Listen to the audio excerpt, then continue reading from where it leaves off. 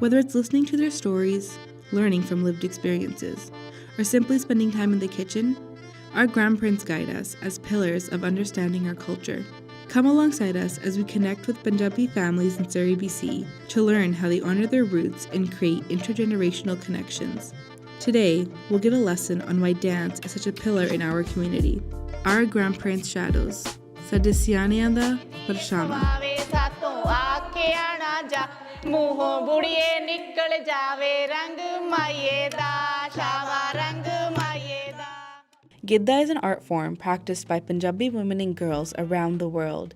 It is a display of creativity, femininity, grace, and beauty that connects us to our ancestral knowledge. For the women you will see today, Gidda is more than just a dance. It's a stress reliever, an excuse to get dressed up, and a beautiful form of self-expression. We'll experience the joy it brings to all generations, while also learning about why it's so important to preserve this practice. ਇਦਾਂ ਦੀਆਂ ਹੁੰਦੀਆਂ ਜਿਹੜੀ ਆਪਾਂ express ਕਰਦੇ ਵੀ ਸਾਡੇ ਰਿਸ਼ਤੇ ਕਿੱਦਾਂ ਦੇ ਨੇ ਸੱਸ ਨਾਲ ਸਹੁਰੇ ਨਾਲ ਘਰ ਵਾਲੇ ਨਾਲ ਬੱਚਿਆਂ ਨੂੰ ਦੱਸਦੇ ਆ ਕਿ ਬੋਲੀਆਂ ਰਾਹੀਂ ਅਸੀਂ ਐਕਸਪ੍ਰੈਸ ਕਰ ਸਕਦੇ ਹਾਂ ਵੀ ਸਾਡੇ ਰਿਸ਼ਤੇ ਕਿਵੇਂ ਦੇ ਹੁੰਦੇ ਸੀਗੇ ਤਾਂ ਆਪਣੇ ਕਲਚਰ 'ਚ ਬਹੁਤ ਸਾਰੀਆਂ ਬੋਲੀਆਂ ਇਦਾਂ ਦੀਆਂ ਨੇ ਜੋ ਆਪਾਂ ਦੱਸ ਸਕਦੇ ਹਾਂ। ਰੰਗ ਮਾਈਏ ਦਾ ਖਣ ਤੇ ਸੰਦੂਰ ਰੰਗ ਮਾਈਏ ਦਾ ਸ਼ਾਵਾ ਰੰਗ ਮਾਈਏ ਦਾ ਇੱਕ ਮੇਰਾ ਸਹੁਰਾ ਨੀ ਬੁਰਾ ਸੱਤ ਸਹੁਰਾ ਨੀ ਬੁਰਾ ਸਾਤੋਂ ਡੈਡੀ ਜੀ ਅਖਵਾਵੇ ਸਾਤੋਂ ਆਖਿਆ ਨਾ ਜਾਵੇ ਮੂੰਹੋਂ ਬੁੜਿਆ ਨਿਕਲ ਜਾਵੇ ਰੰਗ ਮਾਈਏ ਦਾ ਸ਼ਾਵਾ ਰੰਗ ਮਾਈਏ ਦਾ। ਅਸੀਂ ਜਦੋਂ ਗਿੱਧਾ ਪਾਉਂਦੇ ਆ ਸਾਨੂੰ ਬਹੁਤ ਖੁਸ਼ੀ ਮਿਲਦੀ ਆ ਤੇ ਘਰੇ ਦੇਖੋ ਆਪਾਂ ਇੱਕ ਸਾਰੇ ਇਕੱਠੇ ਹੁੰਨੇ ਆ ਇੱਕ ਦੂਜੇ ਨੂੰ ਮਿਲਦੇ ਆ ਦਿਲ ਦੀਆਂ ਗੱਲਾਂ ਕਰਦੇ ਆ ਖੁਸ਼ੀ ਮਿਲਦੀ ਆ ਜੋ ਆਪਣੇ ਦਿਲ 'ਚ ਹੁੰਦਾ ਉਹ ਬਾਹਰ ਆਉਂਦਾ ਤੇ ਆਪਾਂ ਆਪਣੇ ਬੱਚਿਆਂ ਨੂੰ ਵੀ ਦੱਸ ਸਕਦੇ ਆ ਵੀ ਸਾਡਾ ਕਲਚਰ ਕੀ ਆ। ਤੇ ਜੇ ਆਪਾਂ ਤਾੜੀਆਂ ਮਾਰਦੇ ਆ ਆਪਣੀ ਫੇਸ ਤੇ ਐਕਸਪ੍ਰੈਸ਼ਨਸ ਆਉਂਦੇ ਨੇ ਤਾਂ ਆਪਾਂ ਨੂੰ ਲੱਗਦਾ ਕਿ ਹਾਂ ਅਸੀਂ ਬਹੁਤ ਗੜੇ ਗਡੀਰੇ ਬਾਲਿਆ ਗੜ ਹੌਲੇ ਹੌਲੇ ਤੋਰ ਮੇਰੇ ਡਿਗਨ ਕਨਾ ਦੀਆਂ ਬਾਲੀਆਂ ਮੇਰੇ ਦਿਲ ਵਿੱਚ ਪੈਂਦਾ ਹੌਲ ਮੇਰਾ ਮਾਹੀ ਗੜਬਾ ਨੀ ਮੈਂ ਗੜਵੇ ਦੀ ਡੋਰ ਮੇਰਾ ਮਾਹੀ ਗੜਬਾ ਨੀ ਮੈਂ ਗੜਵੇ ਦੀ ਡੋਰ ਮੇਰਾ ਮਾਹੀ ਗੜਬਾ ਨੀ ਮੈਂ ਗੜਵੇ ਦੀ ਡੋਰ ਮੇਰਾ ਮਾਹੀ ਗੜਬਾ। For dancing, like we just feel so happy and like we can learn from our seniors like the boliyan that they tell us and we can learn a lot from like our culture from that. It connects us with our grandparents ਜਦੋਂ ਅਸੀਂ ਉਹਨਾਂ ਨਾਲ ਬਹਿੰਦੇ ਹਾਂ ਸਾਨੂੰ ਨਵੀਂ ਬੋਲੀਆਂ ਦੱਸਦੇ ਨੇ ਪੁਰਾਣੇ ਜ਼ਮਾਨੇ ਦੀਆਂ and then ਸਾਨੂੰ ਐਕਸਪਲੋਰ ਕਰਦੇ ਹਾਂ ਅਸੀਂ ਆਪਣਾ culture. It makes you want to go in and also do Gidda when you see someone else doing it. And just like seeing like our grandparents and moms like smiling and dancing is so nice. Like I feel so like happy about it. ਜਾਣਗੇ ਸਿੰਘਾਂ ਨੂੰ ਲੱਗੀ ਪਿਆਰੀ ਆਪੇ ਲੈ ਜਾਣਗੇ ਗੋਡਿਆਂ ਪਰਨੇ ਪਈ ਜੇਠ ਦੀ ਨਜ਼ਰ ਬੁਰੀ ਮੈਂ ਵੀ ਉੱਡਣੇ ਨਾਗ ਵਾਂਗੂ ਲੜਦੀ ਸੀ। ਰਿੰਗ ਉਹ ਸਭ ਕੁਝ ਪੜਿਆ ਮਾਈਕ ਜਿਹਦੇ ਚ ring Make sure my diamond ring comes in. Yeah, so today we had this class at my mom's office, and the class is quite new. We're trying to kind of start a thing where we do a dance class every weekend. But originally we all started dancing together maybe about 10 years ago. Not always the same people come and go, but these guys always do a holiday party. So it's literally like every December we get together like a couple times a week and we practice a Gidda routine for the party. And we've been doing that, I think, since I was like 14 years old. Like first I would just learn from everyone. Nowadays I'm kind of like teaching everyone, which has been really fun. Yeah, I think in the past, learning from everyone, it was fun. I think in my family, we do dance, but I wouldn't say it's like, oh, we're so knowledgeable on every type of boli and the Korean and everything it is. We don't know. So being with everyone, all these different women from different backgrounds, different families, and seeing them like do the boli and know what the boli mean, like learning what the boliਆਂ mean, I think was my favorite part. ਇਹ ਆਪਾਂ ਕਹਿੰਦੇ ਨਾ ਕਿ ਆਪਣੇ ਪੰਜਾਬੀ ਜਿਹੜੇ ਆ ਉਹ ਸਿਰਫ ਕਿਤੇ ਗਾਣੇ ਲੱਗੇ ਹੋਣੇ ਚਾਹੀਦੇ ਤਾਂ ਪੈਰ ਉੱਠਣਾ ਸ਼ੁਰੂ ਹੋ ਜਾਂਦਾ। ਸੋ ਮੈਨੂੰ ਲੱਗਦਾ ਕਿ ਜਿਹੜੀ ਆਹ ਨੱਚਣਾ ਗਾਉਣਾ ਗਿੱਧਾ ਇਹ ਜਿਹੜਾ ਸਾਡੇ ਖੂਨ ਦੇ ਵਿੱਚ ਹੀ ਹੈ ਔਰ ਇਹ ਇੱਕ ਬਹੁਤ ਵੱਡਾ ਸਟ੍ਰੈਸ ਰਿਲੀਵਰ ਵੀ ਆ ਆਪਣੇ ਵਾਸਤੇ। ਸੋ ਮੇਰੇ ਮੰਮਾ ਆਲਵੇਜ਼ ਜਦੋਂ ਵੀ ਸਟ੍ਰੈਸ 'ਚ ਹੁੰਦੇ ਆ ਜਾਂ ਕੁਛ ਵੀ ਆ ਉਹਨਾਂ ਨੇ ਬਸ ਗਾਣੇ ਲਾ ਲੈਣੇ ਕਿ ਹਾਂ ਸੌਂਗ ਸੁਣਨੇ ਸਟਾਰਟ ਕਰ ਦੇਣੇ ਕਿ ਸਾਰਾ ਕੁਝ ਭੁੱਲ ਜਾਂਦਾ। ਆਪਾਂ ਕਿਤੇ ਵੀ ਆਪਾਂ ਡਾਂਸ ਹੁਣ ਇੱਥੇ ਹੀ ਆਪਾਂ ਲਾ ਲਈਏ ਜੇ ਆਪਾਂ ਸਿੱਖਦੇ ਆਪਾਂ ਡਾਂਸ ਕਰਦੇ ਆਪਾਂ ਨੂੰ ਕੋਈ ਸਾਰਾ ਕੁਝ ਭੁੱਲ ਹੀ ਬੈਠੇ ਆ ਕਿ ਸਾਡੀ ਲਾਈਫ ਦੇ ਵਿੱਚ ਇੰਨਾ ਸਟ੍ਰੈਸ ਆ। ਸੋ ਇਹ ਸਟ੍ਰੈਸ ਵੀ ਰਿਲੀਵ ਇੱਕ ਐਕਟੀਵਿਟੀ ਆ ਇਹ ਆਪਣੇ ਵਾਸਤੇ।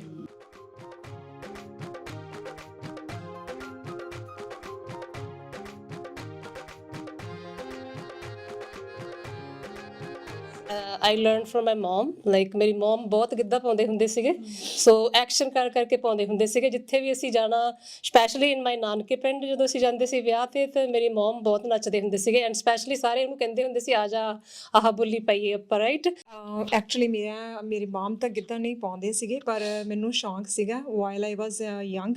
ਅਤੇ ਉਦੋਂ ਉਸ ਟਾਈਮ ਦੇ ਉੱਤੇ ਕੁੜੀਆਂ ਨੂੰ ਜ਼ਿਆਦਾ ਸ਼ਿੰਗਾਰ ਨਹੀਂ ਲਾਉਣ ਦਿੰਦੇ ਹੁੰਦੇ ਸੀ, ਅਤੇ ਜਦੋਂ ਗਿੱਧੇ ਦੀ ਟੀਮ ਦੇ ਵਿੱਚ ਹੁੰਦੇ ਸੀਗੇ ਉਦੋਂ ਫਿਰ ਸਾਨੂੰ ਟਿੱਕੇ ਮਿਲਣੇ, ਨੱਥ ਮਿਲਣੀ, ਅਸੀਂ ਉਹ ਲਾ ਕੇ ਸਾਨੂੰ ਬੜਾ ਚਾਅ ਚੜ੍ਹਨਾ। ਸਾਨੂੰ ਜਿਹੜੇ ਡਰੈਸ ਮਿਲਦੀ ਹੁੰਦੀ ਸੀ ਉਹਦੇ 'ਤੇ ਟਿੱਕੇ ਲੱਗੇ ਹੁੰਦੇ ਸੀਗੇ, ਉਸ ਟਾਈਮ 'ਤੇ ਟਿੱਕਿਆਂ ਦਾ ਰਿਵਾਜ਼ ਹੁੰਦਾ ਸੀ ਗੋਟੇ ਦੇ, ਉਹ ਜਦੋਂ ਪਾਉਣਾ ਤਾਂ ਆਪਦਾ ਮਨ ਬੜਾ ਖੁਸ਼ ਹੋਣਾ ਕਿ ਹਾਂ ਡਰੈਸਡ ਅਪ ਹੋਏ ਹੈ, ਹੁਣ ਅਸੀਂ ਆਪਣੀ ਟੀਮ ਪਰਫੋਰਮੈਂਸ ਕਰਨ ਚੱਲੇ ਹਾਂ ਅਤੇ ਪਹਿਲਾ ਪ੍ਰਾਈਜ਼ ਲੈ ਕੇ ਆਵਾਂਗੇ। ਐਲੀਮੈਂਟਰੀ ਸਕੂਲ ਤੋਂ I was in all the Giddha bhangra, like getting dressed up and makeup ਕਰਾਉਣਾ ਟੀਚਰਸ ਦੇ ਕੋਲੋਂ, ਕੰਪੀਟੀਸ਼ਨ ਲਈ ਜਾਣਾ, ਲਾਈਕ ਇਹ ਮੇਰਾ ਬਹੁਤ ਜਿੱਦਾਂ ਸ਼ੌਕ ਸੀਗਾ ਜਿਹੜਾ ਕਿ ਮੈਨੂੰ ਆਪਣੀ ਮਮ ਤੋਂ ਮਿਲਿਆ ਸੀਗਾ ਜਿੱਦਾਂ।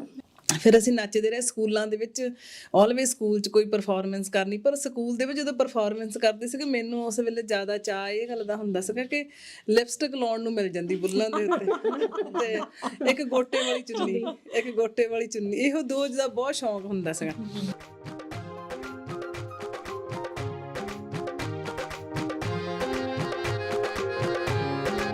ਮਿਊਜ਼ਿਕ ਸਿਸਟਮ ਨਹੀਂ ਸੀ ਹੁੰਦਾ ਉਦੋਂ, ਘਰਾਂ ਦੇ ਛੱਤਾਂ ਦੇ ਉੱਪਰ ਵੱਡੇ ਵੱਡੇ ਸਪੀਕਰ ਲੱਗੇ ਹੁੰਦੇ ਸੀ, ਵੱਡੇ ਵੱਡੇ ਮਾਈਕ, ਜਿੱਦਾਂ ਜੇ ਕਿਸੇ ਦੇ ਵਿਆਹ ਆ you don't need to be invited. ਅੱਜ ਕੱਲ੍ਹ ਲੋਕੀ ਵੀ just wait for the invitation ਕਿ ਸਾਨੂੰ ਕੋਈ ਕਵੇ ਅਸੀਂ ਜਾਣਾ ਵਿਆਹ ਤੇ, but like in our time, like in 80s or 80s ਦੇ ਵਿੱਚ ਜਦੋਂ ਕਿਸੇ ਦੇ ਵਿਆਹ ਹੁੰਦਾ ਸੀ ਆਟੋਮੈਟਿਕਲੀ ਅਸੀਂ ਚਲੇ ਜਾਂਦੇ ਸੀ, ਆਪੇ ਜਾ ਕੇ ਡਾਂਸ ਕਰਨਾ, ਉੱਥੇ ਨੱਚਣਾ, ਨੱਚਦਿਆਂ ਨੂੰ ਦੇਖਣਾ, ਰਾਈਟ। ਐਂਡ ਇੱਕ ਮੇਰੀ ਮੈਮਰੀ ਹੋ ਰਿਹਾ ਕਿ ਜਦੋਂ ਨਵੀਆਂ I was like small child like in elementary school, ਜਦੋਂ ਨਵਾਂ ਵਿਆਹ ਹੁੰਦਾ ਸੀ ਕਿਸੇ ਦਾ, ਵਿਆਹ ਵਾਲੀ ਵਹੁਟੀ ਨੇ ਆਉਣਾ, so we are just looking at them ਕਿ ਕਿੰਨੀਆਂ ਸੋਹਣੀਆਂ ਲੱਗਦੀਆਂ, their face was covered with the chunni and we are looking at, and other thing, next couple days we want to go to her house and get our nail paints from them because our parents never allow us to paint our nails because we were so young, right? or either ਜਦੋਂ ਅਸੀਂ ਗਿੱਧਾ ਪਾਉਣ ਜਾਣਾ school ਵਿੱਚ ਵੀ borrow their ਚੁੰਨੀਆਂ ਗੋਟੇ ਵਾਲੀਆਂ, right?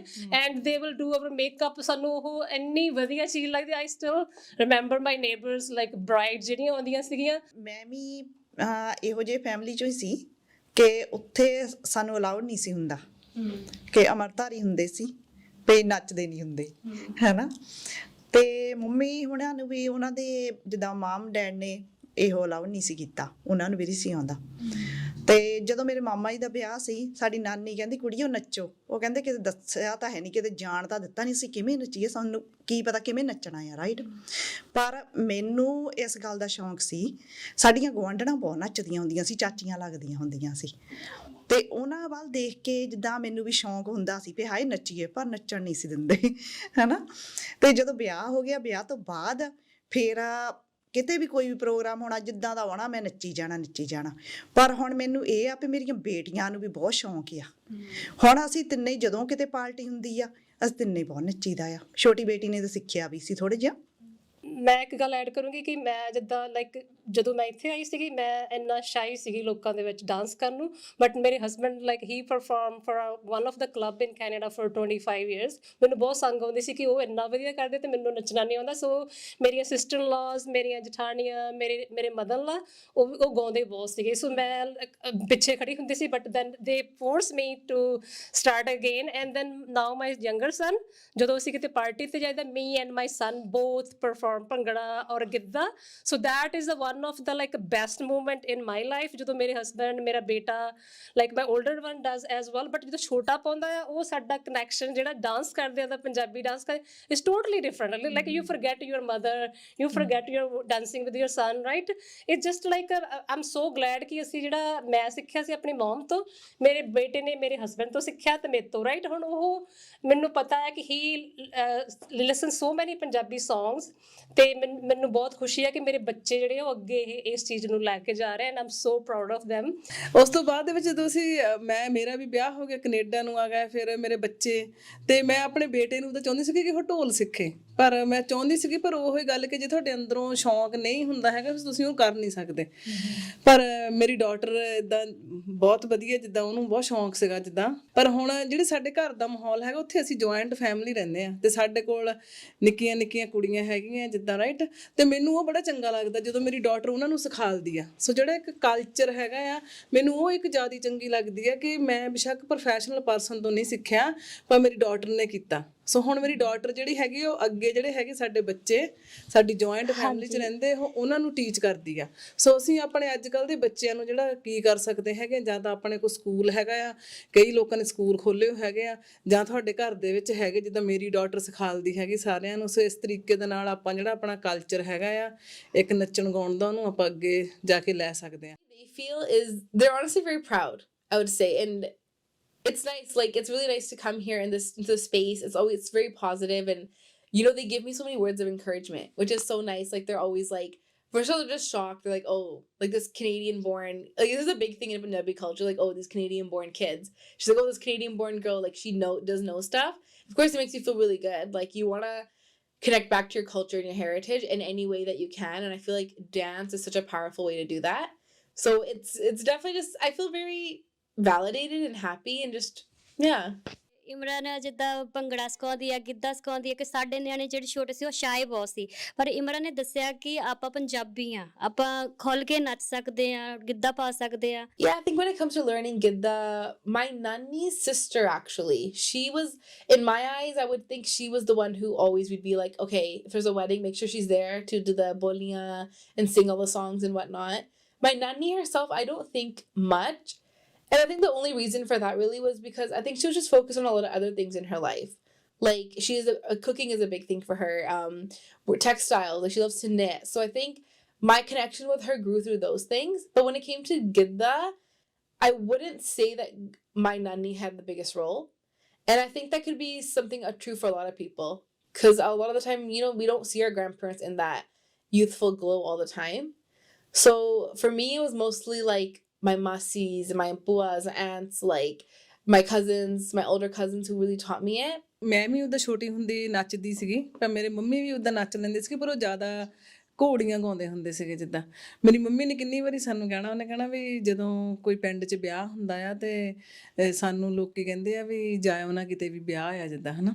ਤੇ ਜਦੋਂ ਅਸੀਂ ਛੋਟੇ ਛੋਟੇ ਹੁੰਦੇ ਨੱਚਣ ਲੱਗੇ ਮੇਰੇ ਕਜ਼ਨਸ ਦੇ ਨਾਲ, ਮੇਰਾ ਕਜ਼ਨ ਐਕਚੁਅਲੀ ਬਹੁਤ ਵਧੀਆ ਭੰਗੜਾ ਪਾ ਲੈਂਦਾ ਹੁੰਦਾ ਸੀ, ਉਹਨੇ ਕਾਲਜ ਤੋਂ ਉਹਨੇ ਸਾਡੇ ਨਾਲ, ਉਹਨੇ ਆਪਣੀ ਪ੍ਰੈਕਟਿਸ ਕਰਦੇ ਹੋਏ ਉਹਨੇ ਸਾਨੂੰ ਵੀ ਸਿਖਾਲੀ ਜਾਣਾ ਜਿੱਦਾਂ, ਹੈ ਨਾ। ਐਕਚੁਅਲੀ ਉਹ ਇੱਕ ਫਨ ਵੀ ਸੀਗਾ, ਇੱਕ ਤਾਂ ਤੁਸੀਂ ਕਜ਼ਨਸ ਟਾਈਮ ਵੀ ਸਪੈਂਡ ਕਰਦੇ ਸੀਗੇ, ਤੇ ਹੁਣ ਵੀ ਮੈਂ ਕਈ ਵਾਰੀ ਉਹ ਟਾਈਮ ਚੇਤੇ ਕਰਦੀ ਹਾਂ ਜਿੱਦਾਂ, ਹੈ ਨਾ। ਜਿੱਦਾਂ ਬਚਪਨ ਦੇ ਵਿੱਚ ਜਦੋਂ ਅਸੀਂ ਛੋਟੇ ਛੋਟੇ ਹੁੰਦੇ ਸੀਗੇ ਤਾਂ ਅਸੀਂ ਦੇਖਦੇ ਹੁੰਦੇ ਸੀ, ਇੱਕ ਤਾਂ ਵਿਆਹ ਸ਼ਾਦੀਆਂ 'ਤੇ ਜਦੋਂ ਗ੍ਰੈਂਡਮਾਸ ਮੋਹਰੇ ਹੋ ਕੇ ਉਹ ਇੰਨੀ ਵਧੀਆ ਹੇਕ ਦੇ ਨਾਲ ਗਾਉਂਦੀਆਂ ਹੁੰਦੀਆਂ ਸੀ, ਉਹ ਅੱਜ ਤੱਕ ਤੁਹਾਡੇ ਕੰਨਾਂ 'ਚ ਗੂੰਜਦੀਆਂ ਆ ਜਿੱਦਾਂ, ਰਾਈਟ। ਤੇ ਖੁਸ਼ੀ ਦੇ ਮੌਕੇ ਜਿਹੜਾ ਨਹੀਂ ਵੀ ਇਹਦੇ ਵਿੱਚ ਪਾਰਟੀਸਪੇਟ ਕਰਨਾ ਚਾਹੁੰਦਾ ਹੁੰਦਾ ਸੀ ਨਾ, ਜਿਹੜੀਆਂ ਗ੍ਰੈਂਡਮਾਸ ਹੁੰਦੀਆਂ ਸੀਗੀਆਂ ਉਹਨਾਂ ਨੂੰ ਵੀ ਨੱਚਣ ਲਾ ਦਿੰਦੀਆਂ ਸੀਗੀਆਂ। ਤੁਹਾਡਾ ਜਿਹੜਾ ਕੋਈ ਦੁੱਖ ਤਕਲੀਫ ਆ ਉਹਨੂੰ ਵੀ ਦੂਰ ਕਰ ਦਿੰਦੀਆਂ ਸੀ।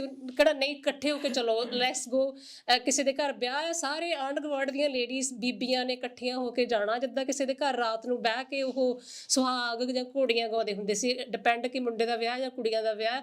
ਉਹ ਜਿੱਦਾਂ ਮੈਂ ਉਹਨਾਂ ਦੇ ਜਿਹੜੇ ਫੇਸ ਜਿੱਦਾਂ ਹਜੇ ਤੱਕ ਮੈਨੂੰ ਭੁੱਲਦੇ ਨਹੀਂ ਹੈਗੇ, ਜਿਹੜੀਆਂ ਗ੍ਰੈਂਡਮਾਸ ਆਂਢ ਗੁਆਂਢ 'ਚ ਵੀ ਹੁੰਦੀਆਂ ਸੀਗੀਆਂ, ਉਹ ਜਿੱਦਾਂ ਆਪਣਾ ਪੂਰਾ ਲਾਈਕ ਅੰਦਰਲੀ ਜਿਹੜੀ ਖੁਸ਼ੀ ਸੀ ਉਹਨੂੰ ਉੱਥੇ ਜ਼ਾਹਰ ਕਰਦੀਆਂ ਸੀ, ਬਿਕੋਜ਼ ਦੇ ਵਰ ਇਨ ਅ ਸੱਚ ਲਾਈਕ ਜਿੱਦਾਂ ਘੁਟਨ ਜਿਹੇ ਵਾਲੇ ਮਾਹੌਲ 'ਚ ਰਹਿੰਦੀਆਂ ਸੀ।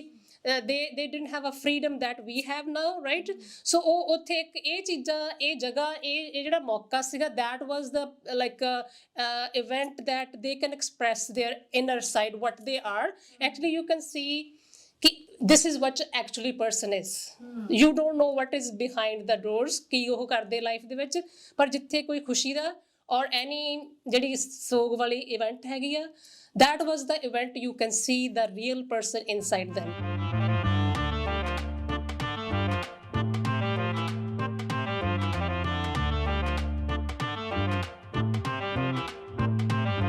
One thing that we've probably heard throughout this episode anyways, with most of the moms in the episode talking about feelings freedom when they dance, and also they mentioned a lot about how, in their mom's generation they didn't have that. Like, you didn't have the freedom, you didn't have that feeling to just to be yourself. So I think it's something that we're very privileged to be able to do that and carry on into the next generations. I can only hope that, you know, we can kind of keep these traditions going. ਜਿਹੜੇ ਪੁਰਾਣੇ ਆਪਣੇ ਬਜ਼ੁਰਗ ਹੈਗੇ, ਮੇਰੇ parents ਆ ਜਾਂ ਮੇਰੇ ਇਨ-ਲਾਜ਼ ਆ ਜਾਂ ਕੁਛ ਵੀ ਆ, ਉਹਨਾਂ ਦੇ ਟਾਈਮ ਦੇ ਵਿੱਚ ਜਿਹੜੀਆਂ ਉਹਨਾਂ ਦੀਆਂ ਸੀਗੀਆਂ ਲਾਈਕ ਰਿਸਪੌਂਸਿਬਿਲਿਟੀ ਡਿਫਰੈਂਟ ਸੀਗੀਆਂ, ਰਾਈਟ? ਉਹਨਾਂ ਨੂੰ ਘਰੋਂ ਬਾਹਰ ਜਾਣਾ ਨਹੀਂ ਅਲਾਊਡ ਸੀਗਾ, ਨਾ ਉਹ ਘਰੋਂ ਬਾਹਰ ਰਹਿ ਕੇ ਜੌਬ ਕਰਦੇ ਸੀ। ਦੇ ਪਰ ਹੁਣ ਅੱਜ ਕੱਲ੍ਹ ਅਸੀਂ ਜਿਹੜੀਆਂ ਅਸੀਂ ਬਾਹਰਲੇ ਕੰਮ ਵੀ ਕਰੀਦੇ, ਘਰ ਦੇ ਵੀ ਕਰੀਦੇ ਆ, plus on top we do those activities that are like grandparents or our parents they bring in our culture. ਅਸੀਂ ਉਹਨਾਂ ਨੂੰ ਵੀ ਅਡੋਪਟ ਕਰਕੇ ਉਹ ਵੀ ਆਪਦੇ ਨਾਲ ਨਾਲ ਜਾ ਕੇ ਆਪਦੇ ਬੱਚਿਆਂ ਨੂੰ ਵੀ ਗਾਂ ਸਿਖਾਉਂਦੇ ਹਾਂ। ਕਿਸੇ ਨੂੰ ਭੰਗੜੇ ਦੀ ਟੀਮ 'ਚ ਪਾਉਂਦੇ ਹਾਂ, ਕਿਸੇ ਨੂੰ ਗਿੱਧੇ ਦੀ, ਡਿਪੈਂਡ ਕਰਦਾ ਤੁਹਾਡਾ ਬੱਚੇ ਦਾ ਮਾਈਂਡ ਸੈਟ ਕਿਹੜੇ ਪਾਸੇ ਨੂੰ ਆ, ਉਸ ਪਾਸੇ ਨੂੰ ਅਸੀਂ ਉਹਨਾਂ ਨੂੰ ਕਲਚਰ ਦੇ ਨਾਲ ਜੋੜਦੇ ਹਾਂ, ਈਵਨ ਦੋ while living in Canada. Yeah, Gidda is it's out there. You're outspoken, you know, you're wearing your bright colors and you're singing these boliyan that, you know, they could be provocative at sometimes, right? So I think for my nanny, I just don't think that was her vibe. She's timid. She kind of likes to keep to herself and like do her own thing. And you can definitely see that coming through with the way she carries herself. With that, I think it's, you know, it's really beautiful for the generation, our parents' generation, to be able to keep these traditions going. ਸੋ ਉਹ ਖੁਸ਼ੀ ਜਿਹੜੀ ਮਨ ਨੂੰ ਹੁੰਦੀ ਸੀਗੀ, ਉਸ ਤੋਂ ਬਾਅਦ ਥੋੜ੍ਹਾ ਜਿਹਾ ਫੇਜ਼ ਆਇਆ ਜਿੱਥੇ ਬਿਲਕੁਲ ਹੀ ਸਟਾਪ ਕਰਤਾ ਨੱਚਣਾ, ਬਿਕੋਜ਼ ਜਦੋਂ ਤੁਸੀਂ ਛੋਟੇ ਹੁੰਦੇ ਹੋ ਉਦੋਂ ਤੁਹਾਡੀਆਂ ਜਿਹੜੀਆਂ ਨੈਚੁਰਲ ਹੁੰਦੇ ਆ ਤੁਹਾਡੇ, ਹੈ ਨਾ, ਕਹਿੰਦੇ ਹੁੰਦੇ ਆ ਜਿਹੜੇ ਤੁਹਾਡੇ ਬਲਬਲੇ ਹੁੰਦੇ ਆ, ਪਰ ਜਦੋਂ ਤੁਸੀਂ ਵੱਡੇ ਹੋ ਜਾਂਦੇ ਥੋੜ੍ਹਾ ਜਿਹਾ ਤੁਸੀਂ ਟਾਈਮ ਦੇ ਨਾਲ ਥੋੜ੍ਹਾ ਸ਼ਾਈ ਹੋ ਜਾਂਦੇ ਆ। ਸੋ ਉਹ ਫੇਜ਼ ਆਇਆ ਜਿੱਥੇ ਮੈਂ ਬਿਲਕੁਲ ਹੀ ਸ਼ਾਈ ਹੋ ਗਈ ਸੀ, ਮੈਂ ਕਿਸੇ ਦੇ ਸਾਹਮਣੇ ਵੀ ਨਹੀਂ ਜਾਂਦੀ ਸੀ, ਬਸ ਜੇ ਕੋਈ ਘਰ ਵੀ ਆਉਂਦਾ ਸਤਿ ਸ਼੍ਰੀ ਅਕਾਲ ਬੁਲਾ ਕੇ ਅੰਦਰ ਚਲੇ ਜਾਣਾ, ਹੈ ਨਾ। ਅਤੇ ਹੁਣ ਫਿਰ ਜਦੋਂ ਮੈਂ ਇੱਥੇ ਵਿਆਹ ਤੋਂ ਬਾਅਦ ਦੇਖਿਆ ਕਿ ਮੇਰੀ ਸੱਸ ਜਿਹੜੇ ਮੇਰੇ mother in law, she was dancing so well, she always like she was just doing a jhumar style, right? So ਫਿਰ ਉਹ ਫੈਮਿਲੀ ਦੇ ਵਿੱਚ ਕਾਫੀ ਨੱਚਣ ਗਾਉਣ ਦਾ ਸੀਗਾ, ਜਦੋਂ ਵੀ ਕੋਈ ਇਵੈਂਟ ਹੋਣਾ ਸਾਰਿਆਂ ਨੇ ਪਾਰਟੀਸਪੇਟ ਕਰਨਾ, ਅਤੇ ਫਿਰ ਉੱਥੋਂ ਮੈਨੂੰ ਥੋੜ੍ਹਾ ਐਨਕਰੇਜ ਹੋਇਆ ਕਿ I will do sum part two, because ਜਦੋਂ ਤੁਹਾਡੇ ਕੋਈ ਰਿਸ਼ਤੇ ਬਣ ਜਾਂਦੇ ਆ ਫਿਰ ਉੱਥੇ ਉਸ ਰਿਸ਼ਤੇ ਨੂੰ ਨਿਭਾਉਣ ਵਾਸਤੇ ਤੁਹਾਨੂੰ ਆਪਦੀ ਉਹ ਪਰਫੋਰਮੈਂਸ ਕਰਨੀ ਪੈਂਦੀ ਹੈ। ਸੋ ਉਹਦੇ ਨਾਲ ਥੋੜ੍ਹਾ ਜਿਹਾ ਮੇਰਾ ਝੁਕਾਅ ਜਿਹੜਾ ਜੱਕ ਸੀਗੀ ਖੁੱਲ੍ਹ ਗਈ, ਅਤੇ now I am doing this. No even though she ਹਜੇ ਵੀ ਉਹ ਜਿਵੇਂ ਉਹਨਾਂ ਨੂੰ 2-3 ਵਾਰੀ ਸਟ੍ਰੋਕ ਹੋ ਚੁੱਕਿਆ ਵਾ, she is really weak on her body, ਪਰ ਹਜੇ ਵੀ ਉਹਨਾਂ ਦੇ ਅੰਦਰੋਂ ਉੱਠਦਾ ਕਿ ਮੈਂ ਡਾਂਸ ਕਰਾਂ। ਸੋ ਵਾਈਲ ਸ਼ੀ ਵਾਜ਼ ਹੋਲਡਿੰਗ ਅ ਵਾਕਰ, ਜੇ ਅਸੀਂ ਕਿਤੇ ਪਾਰਟੀ 'ਤੇ ਕਿਤੇ ਇਵੈਂਟ 'ਤੇ ਜਾਂਦੇ ਹਾਂ ਜਿੱਥੇ ਨਾਨੀ ਦੀ ਬੋਲੀ ਆਉਂਦੀ ਹੈ ਜਾਂ ਦਾਦੀ ਦੀ ਬੋਲੀ ਆਉਂਦੀ ਹੈ, and she was just standing and waving her arms out, that she is dancing on standing mode, so which is nice. Like ਤੁਹਾਨੂੰ ਲੱਗਦਾ ਕਿ ਉਹਨੂੰ ਦਿਲੋਂ ਖੁਸ਼ੀ ਹੈਗੀ ਹੈ ਤੁਹਾਡੇ ਪ੍ਰੋਗਰਾਮ ਦੇ ਵਿੱਚ, ਜਿੱਥੇ ਵੀ ਉਹ ਜਾਂਦੀ ਹੈ ਉਹਨੂੰ ਆਪਦਾ ਅੰਦਰੋਂ ਖੁਸ਼ੀ ਜ਼ਾਹਿਰ ਕਰਦੀ ਹੈ, ਦੈਟਸ ਵਾਈ ਤੁਹਾਡੇ ਨੱਚਣ ਨੂੰ ਜੀ ਕਰਦਾ ਹੈ।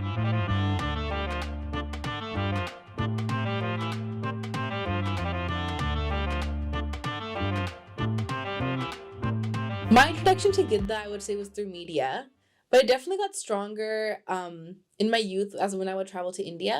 So I would go to India about once a year with my mom, and I have a lot of like family there. So, you know, all my cousins, they would be in like competitions in their schools, or like they'd be in Gidda teams. So they would just teach me, we would just dance. And like from there, I really was like, this is so beautiful. Like, I think the feminine energy you feel doing Gidda and like just putting on a pretty suit and just dancing with the girls, like there's no other feeling like that. So I think I just really loved that. I crave that feeling all the time, I think, in nowadays too. And it's just a beautiful feeling. So I think that was really what connected me into doing Gidda. And also Punjabi music is just so soulful, especially the old school music, the boliyan, and like the things you talk about in them. It's funny too, because you're like, this is someone's reality and it's not ours, but it's interesting to know like where our culture and heritage comes from.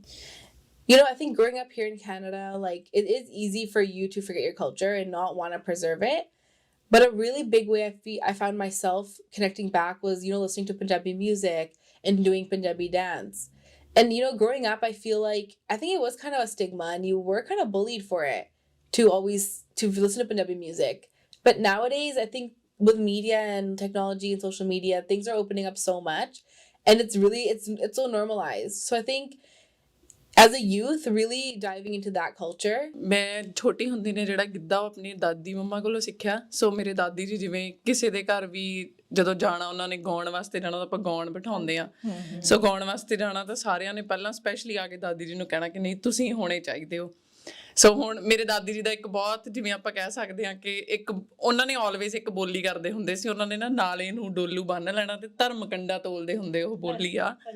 So always ਉਹ ਮੇਰੇ ਦਾਦੀ ਜੀ ਨੇ ਕਰਨੀ। ਹੁਣ ਇਸ ਵਾਰੀ ਮੈਂ ਆਪਣੇ ਬ੍ਰਦਰ ਦੀ ਮੈਰਿਜ ਤੇ ਗਈ, ਸੋ ਸ਼ੀ ਇਜ਼ ਨੋ ਮੋਰ, ਪਰ ਉੱਥੇ ਮੈਂ ਸਾਰਿਆਂ ਨੂੰ ਜਿਵੇਂ ਬੈਠਿਆ ਮੈਨੂੰ ਇਦਾਂ ਲੱਗਿਆ ਕਿ ਨਹੀਂ ਦਾਦੀ ਹੋਣੇ ਚਾਹੀਦੇ ਸੀ। ਉਹ ਧਰਮ ਕੰਡੇ ਵਾਲੀ ਜਿਹੜੀ ਬੋਲੀ ਆ ਨਾ, ਉਹ ਮਿਸਿੰਗ ਆ। ਸੋ ਮੈਨੂੰ ਇਦਾਂ ਲੱਗਦਾ ਕਿ ਆਪਾਂ ਕੁਛ ਨਾ ਕੁਛ, ਅਗਰ ਆਪਾਂ ਨਹੀਂ ਕਲਚਰ ਨਾਲ ਟੱਚ ਰਹਿੰਦੇ ਤਾਂ ਆਪਾਂ ਮਿਸ ਕਰ ਰਹੇ ਹਾਂ ਉਹ ਚੀਜ਼ਾਂ ਨੂੰ। ਸੋ ਅਸੀਂ ਉੱਥੇ ਦੇਖਿਆ ਸੀ ਗਾਉਣ, ਘੋੜੀਆਂ, ਅਸੀਂ ਉਹ ਭੁੱਲਦੇ ਜਾ ਰਹੇ ਹਾਂ, ਉਹ ਅਸੀਂ ਫੋਨ ਤੋਂ ਦੇਖ ਦੇਖ ਕੇ ਬੋਲਦੇ ਹਾਂ ਹੁਣ। ਸਹੀ ਗੱਲ ਹੈ। ਸੋ ਮੈਨੂੰ ਲੱਗਦਾ ਕਿ ਆਪਾਂ ਨੂੰ ਆਹ ਚੀਜ਼ਾਂ ਜਿਹੜੀਆਂ ਉਹ ਸਾਰੀਆਂ ਸਿੱਖਣੀਆਂ ਚਾਹੀਦੀਆਂ, ਕਿਉਂਕਿ ਇਹ ਸਾਰੀਆਂ ਚੀਜ਼ਾਂ ਅਸੀਂ ਆਪਣੇ ਗ੍ਰੈਂਡ ਪੇਰੈਂਟਸ ਤੋਂ ਸਿੱਖੀਆਂ ਹੋਈਆਂ ਨੇ। ਸੋ ਹਮੇਸ਼ਾ ਉਹ ਕਲਚਰ ਨਾਲ ਟੱਚ ਰਹੇ ਆ, ਅੱਗੋਂ ਅਸੀਂ ਕਲਚਰ ਨਾਲ, ਤੇ ਸਾਡਾ ਵੀ ਫਰਜ਼ ਬਣਦਾ ਕਿ ਆਪਾਂ ਆਪਣੇ ਬੱਚਿਆਂ ਨੂੰ ਕਲਚਰ ਨਾਲ ਟੱਚ ਰੱਖੀਏ। A big thing with preserving our culture is really creating those intergenerational connections. For a lot of us, I know maybe we don't have great connections with our grandparents, or they're not in our lives anymore. But that doesn't mean we should give up on, you know, who we are in our background. So with that, I would definitely say, like, parents, I think, need to make a bigger role of really educating their kids about Punjab and, you know, our rich history. Living here in Canada, it's so easy to forget these things. But a big way that we can really connect back is with music and dance. Oh, you can't buy those moments. Like, you have just inside you, and sometimes you're wondering and you're laughing at yourself ki kinni beautiful life see when you were a child, right? We have a lot of good memories in our childhood, right? As a youth with a senior in their life, introducing the senior to this, because, you know, they know one thing in their life, but there's so many more things that they could learn as well. So I think really creating that connection with your seniors in your life through music, through dance, it'll be a great way to help preserve the culture and just keep the fire alive.